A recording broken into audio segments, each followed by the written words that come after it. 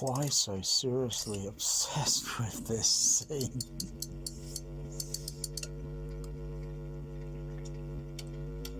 I mean, it's not like it's really going to make my hair fly around,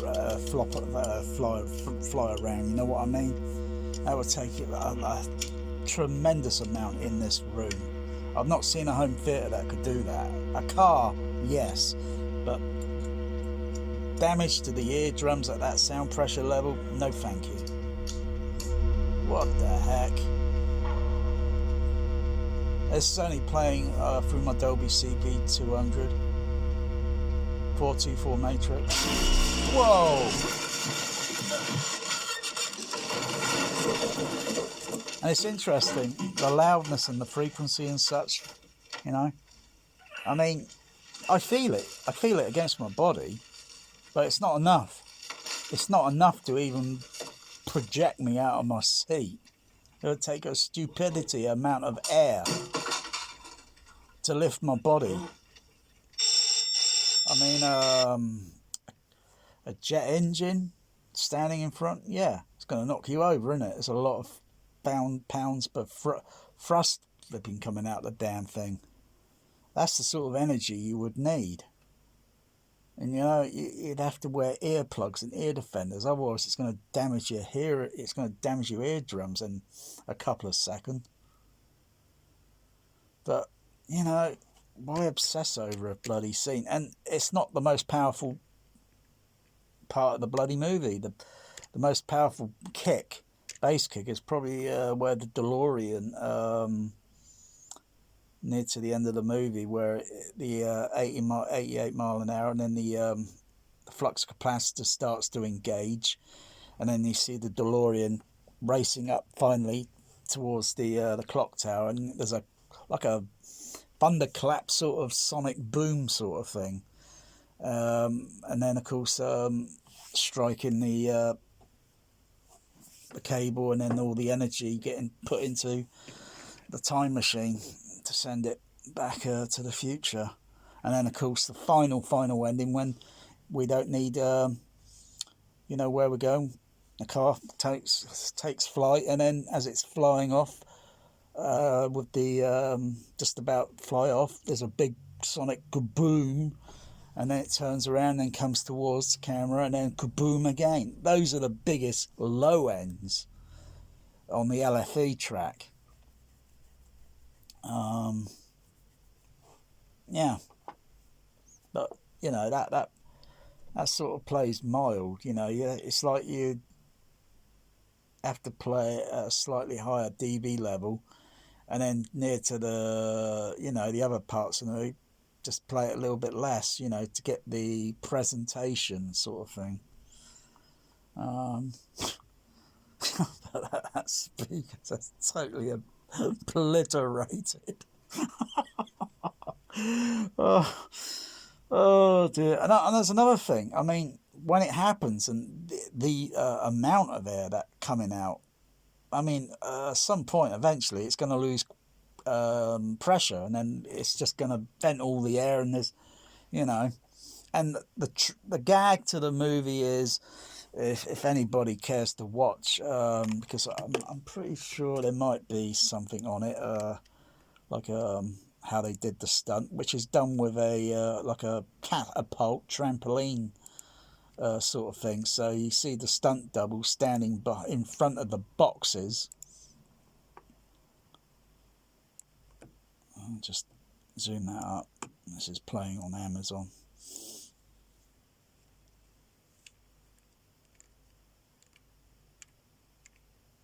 And you know, that's the actor there, and then next shot would be that shot there would be the stunt double, and you can see everything is cut off. You can't see it. It's out of the frame of the camera lens. The catapult is below all that rubbish trash in the room, and it's a catapult that just flips up, and then it just projects the you know, it's used in a lot of movies. Usually it's said that stuntman people, they don't like falling backwards because they don't know where they're going to land. They feel You know, so obviously this is tested and rehearsed so many times, and then so many cameras filming it. So you see one shot with one camera, and then you see another with another angle, unless it is one shot on the scene or it's several takes, and then it's edited. You know, otherwise you do that in a YouTube video, you think, well, how are we going to do this? Oh, well, we'll use multiple cameras, A, B, C, and D, and E cameras and such, and, you know, we'll edit it all later, or we'll all put it into one master, you know, so you look at this angle and that angle all at the same time. Boom. those voice coils on those mid-range drivers have certainly exceeded their tolerance level and overheated the voice coil. It's like it's been connected up to 240 mains electric. Bang! Oh dear. Boom, and there it is in the shot. If I get the freeze frame, and then you see, just freeze it there, and then you can see how he's catapulted. Boom. There's no strings, there's no wires, that at least I can see, but that is a catapult, and it just flips up very abruptly and throws you backwards or throws you forwards. I'm trying to think what other uses those catapult things have been used in other movies by stuntmen. And that's one shot, and then that's the second camera shot, if it is all on one take with multiple cameras. And it's all stunt double, and then that's a third shot. So it could be all, you know, I can't see like the making of like how they did the stunt, but they would show a catapult thing that catapults you. And definitely Marty would be in the hospital there, because he's just banged his head right against that bloody bookcase. And yeah, you know, you ain't going to be going to school today, mate. You're going to be going to the hospital at A&E. That's going to hurt. And what still surprises me, the air, that even though the base cone is totally ruptured, there's still just enough. So the whole thing was so abrupt, you know. Bloody overload. Oh my goodness me. Oh. And you don't need a stupid sub-bass speaker like that. You could do it, though probably not scientifically very well, with multiple subs, but you've got to make sure, I suppose, the testing and the voltage level is all precise.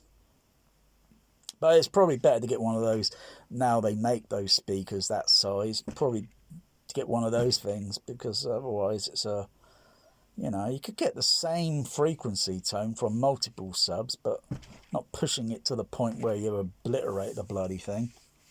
Otherwise, what a waste of money, you know. I just like talking about this scene. It's just so absurd. Oh, I mean, who would think today, you know, now you can get those things that size. But it's got a stupid price tag on it, you know.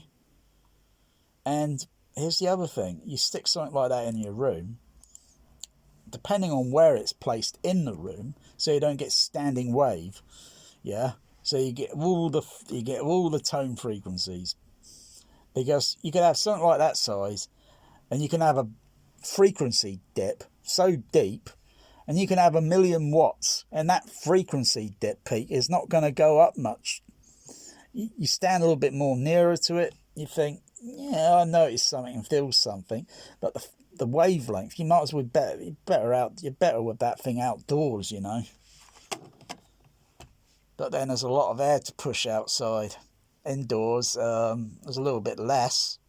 Inside a car, well, we've already seen a speaker, not probably half that size, obliterating a car, using it as a, what was it, a crank?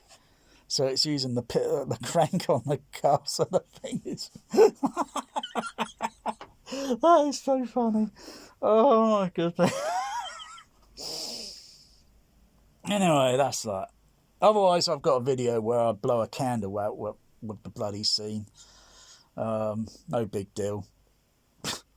I've seen other videos where they obliterate a bag of crisps because of the air turbulence moving in the pool, and a birthday cake where it just makes a sheer mess. I ain't seen one with a milkshake, although a milkshake on top of the boot of a car and it just dancing around. Well, at least it's shaking the milk, but not being put inside, partly between the outside and the window, and then splattering milkshake everywhere. Yeah. I'm going to obsess on this scene a little bit, because I'm sure there's quite a lot of many other people that do. Yeah. Not to mention the bloody magnet on that bloody thing. I can imagine everything on the opposite side of that wall, anything that metal, is stuck to the outside of the wall. And how the heck did the doc get that damn thing in the box? You need a forklift truck. Crying out loud. Or did he lower it down in a crane, right? Into a crane, yeah? Had a crane and lowered it down, and then needed some machinery then to lift that box upright. Oh dear.